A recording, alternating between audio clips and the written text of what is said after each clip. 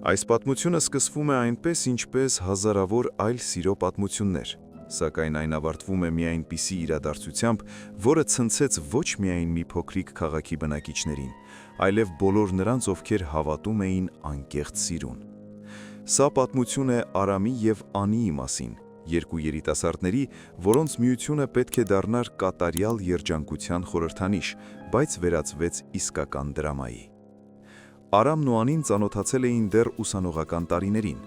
Արամը հանգիստ, խոհեմ և աշխատասեր մի երիտասարդ, ով մեծացել էր առանց հոր և իր ողջ կյանքը նվիրել էր մորն ու կրտսեր եղբորը հոգ տանելուն։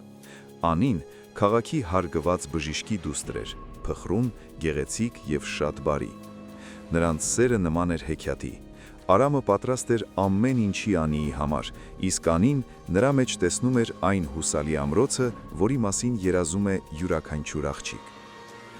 3 տարի ընկերություն անելուց հետո Արամը վերջապես առաջարկություն արեց։ Հարսանիքը նշանակվեց աշնանային մի գեղեցիկ շաբաթօր։ Պատրաստությունները տևեցին ամիսներ։ Ծնողները ոչինչ չէին խնայում, լավագույն ռեստորանը, ամենագեղեցիկ զգեստը, հարյուրավոր հյուրեր։ Թվում էր, ոչինչ չի կարող փչացնել այս տոնը։ Հարսանիքի օրը քաղաքում տոնական տրամադրություն էր։ Արամի տանը հնչում էր զուռնա դհոլը, հարազատները պարում էին, իսկ Արամը սպիտակ շապիկով ու տոնական կոստյումով ժպտում էր բոլորին, թեև սրտում մի անբացատրելի տագնապ կար։ Այն պահին, երբ մեքենաների շարասյունը պետք է ուղևորվեր հարսնացուի տուն, Արամի սենյակ մտավ մի տարեց կին։ Նա Արամի մոր հեռու ազգականն էր, տիկին Նվարդը,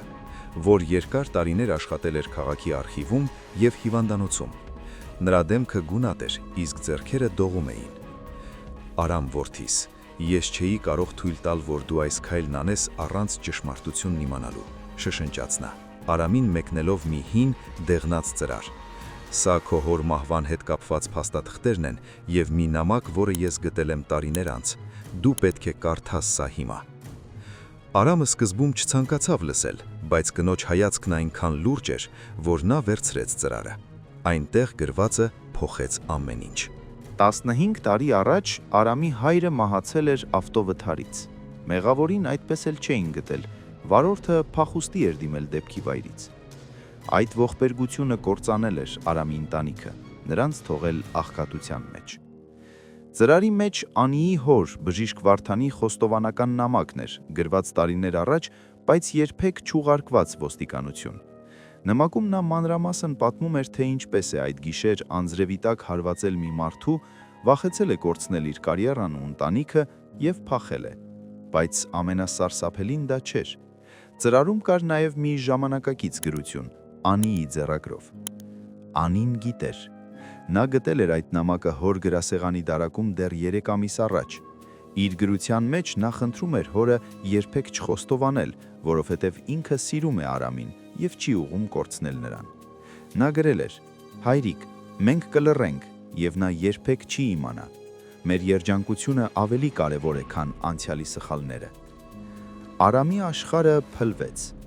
Աղջիկը, ում նա պաշտում էր, ում համար պատրաստ էր կյանքը տալ, ամիսներ շարունակ նայել էր նրա աչքերին, իմանալով, որ իր հայրն է սպանել Արամի հորը, և լռել էր։ Նա ոչ միայն թաքցրել էր հանցագործությունը, այլև ընտրել էր սուտը, որպես իրենց հարաբերությունների հիմք։ Հարսանեկան արարողությունը պետք է տեղի ունենար հինավուրց մի եկեղեցում։ Հյուրերը հավաքվել էին, Անին հրեշտակային սպիտակ զգեստով սպասում էր խորանի մոտ։ Նա հուզված էր, բայց երջանիկ։ Վերջապես եկեղեցու դռները բացվեցին և ներս մտավ Արամը։ Բայց նրա դեմքին ժպիտ չկար։ Նրա քայլերը ծանր էին, իսկ հայացքը սառը։ Նա մոտեցավ Անիին, բայց չբռնեց նրա ձեռքը։ Եկեղեցում քար լռություն տիրեց։ Քահանան պատրաստվում էր սկսել արարողությունը, երբ Արամը բարձրացրեց ձեռքը։ «Այս հարսանիքը չի կայանա», հնչեց նրա ձայնը, դողալով, բայց վճռական։ Անիի դեմքից գույնը փախավ։ «Արամ, ինչ ես ասում, սա կատակ է»։ Արամը հանեց այն նույն ծրարը և մեկնեց Անիին։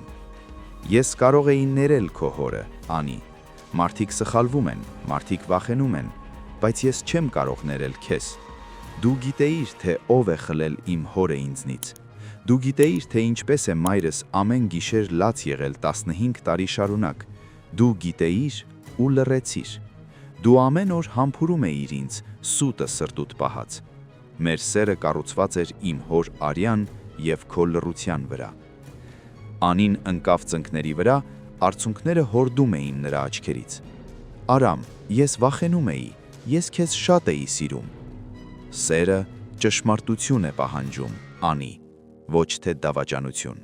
ասաց Արամը, շրջվեց և առանց հետ նայելու դուրս եկավ եկեղեցուց։ Այդ օրվանից հետո քաղաքում ամեն ինչ փոխվեց։ Հարսանիքը չեղարկվեց, բայց դա միայն սկիզբն էր։ Արամին ներկայացրած փաստաթղթերի հիման վրա գործը վերաբացվեց։ Բժիշկ Վարդանը, չդիմանալով խղճի խայթին և հանրային ամոթին, ինքնակամ ներկայացավ ոստիկանություն և խոստովանեց ամեն ինչ։ Նրա հեղինակությունը փլուզվեց մեկ օրում։ Անին և նրա ընտանիքը ստիպված եղան լքել քաղաքը։ Ասում են, Անին այդպես էլ չամուսնացավ։ Նա երկար ժամանակ նամակներ էր գրում Արամին, ներողություն խնդրելով, բայց Արամը երբեք չպատասխանեց դրանցից ոչ մեկին։ Արամը մնաց իր մոր հետ։ Նա դարձավ ավելի լռակյաց, ավելի փակ, բայց նրա սիրտը հանգիստ էր մի հարցում։ Նա թույլ չէր տվել, որ իր կյանքը շարունակվի մի մեծ ստի վրա։ Նա հասկացավ, որ երբեմն ամենացավոտ ճշմարտությունը ավելի լավ է, քան ամենաքաղցր կեղծիքը։ Այս պատմությունը մեզ սովորեցնում է, որ հարաբերությունները, որքան էլ ամուր թվան, չեն կարող դիմանալ, եթե դրանց հիմքում թաքնված են կմախքներ։ Սերը միայն զգացմունք չէ, այն նաև պատասխանատվություն է ճշմարտության առաջ։ Արամը լքեց հարսնացուհին հարսանիքի օրը ոչ թե այն պատճառով, որ դադարել էր սիրել, այլ այն պատճառով, որ սերը չի կարող ապրել այնտեղ, որտեղ սպանվել է վստահությունը։ Կոտրված երթումը դարձավ նոր սկիզբ մի դժվար,